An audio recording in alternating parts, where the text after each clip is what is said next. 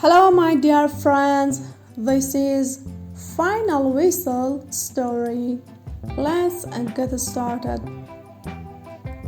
I watched a local football match in a school playing ground. As I sat down, I asked one of the boys what the score was. With a proud smile, he replied, "They're leading us 3-0. Really? I have to say you don't look discouraged." "Discouraged?" the boy asked with a puzzled look. "Why should I be discouraged when the referee has not blown the final whistle?"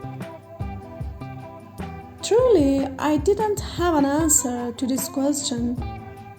As I got back home that night, his question became a course in my stay in life indeed. Life is like a game. Why should you be discouraged when your referee, the Almighty, has not blown the final whistle on your life? The truth is that as long as there is life, nothing is impossible and it is never too late for you. Half time is not full time and his calendar is not man's. Don't blow the whistle on yourself. Have an awesome life and with less stress.